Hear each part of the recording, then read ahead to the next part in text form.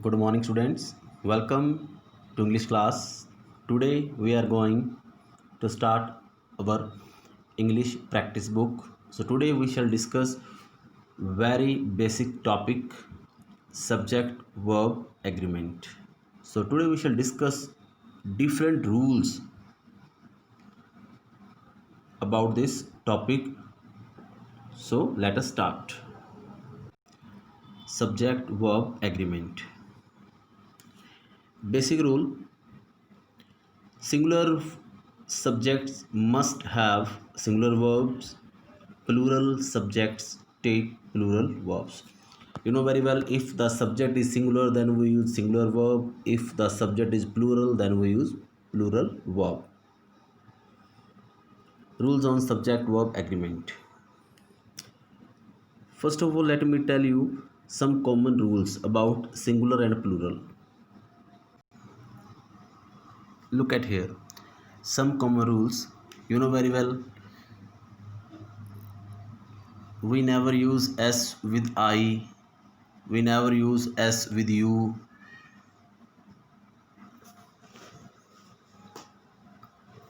we use s with he, she, it, name and singular.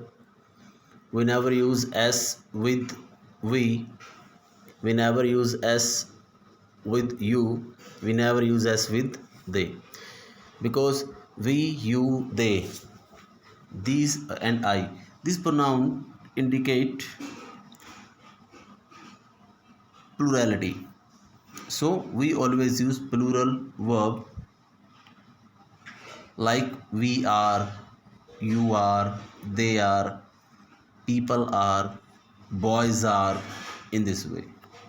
So very common rule where we can use s or yes.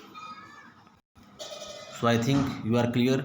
If the subject is singular, then you will use singular verb. If the subject is plural, then you will use plural verb.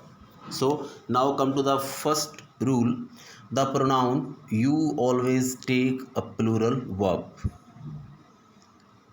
For example, you were invited to come.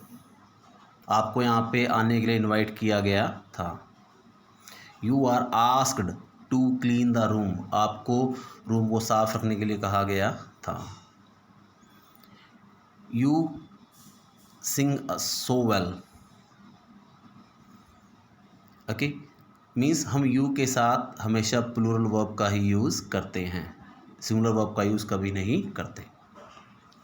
Next rule, if a sentence begins with here or there. अगर कोई भी sentence आपका hair या there से शुरू होता है, the verb agrees with the subject which follows it. हम वर्ब का यूज़ करते हैं अकॉर्डिंग टू सब्जेक्ट. वर्ब का यूज़ कैसे होगा? सब्जेक्ट के अकॉर्डिंग जो इसके नज़दीक हुआ है. You can take the example, here are the ways. Look at ways. Ways is plural. Okay, so that's why we use are here. Second, there is a huge gap. Now we are talking about gap. Gap is singular, so that's why we use is here. There is a huge gap between the rich and the poor. Clear? Means अगर आपके वाक्य की शुरुआत here और there से होती है, तो हम वर्ब का यूज़ करते हैं उस सब्जेक्ट के अकॉर्डिंग जो वर्ब के बिल्कुल नज़दीक है. Now come to third rule. If two subjects, one single, you can say singular, and one plural are connected by either or neither nor, the verb agrees with the nearer subject. अगर दो subjects को जोड़ दिया गया हो, one singular और one plural, किनसे? Either or neither nor से, तो वर्ब का यूज़ होता है उस सब्जेक्ट के अकॉर्डिंग जो उसके नज़दीक है. Like neither the players, first subject is player. Second, nor the coach. ना तो प्लेयर्स और ना ही कोच। अब now coach is singular here, coach तो एक ही है ना, so that's why we are using here is, neither the players nor the coach is joining. अगर यहाँ पर ये स्टेटमेंट होती neither the coach nor the players, अगर यहाँ पे प्लेयर्स होता सेकंड सब्जेक्ट तो हम क्या यूज़ करते, आर यूज़ करते। यहाँ पे सेकंड सब्जेक्ट क्या है, कोच, तो कोच क्या है, सिंगुलर, तो that's why we use it is here. Either the conductor, या तो conductor, or the singers are attending the concert. अब देखिए यहाँ पे जो सिंगर्स हैं, फर्स्ट सब्जेक्ट क्या है इसके अंदर, कंडक्टर, सेकंड क्या है, सिंगर्स। अब सिंगर्स क्या है, प्लूरल है, तो हमने क्या यूज़ किया यहाँ पे, आर। ओके, तो जब भी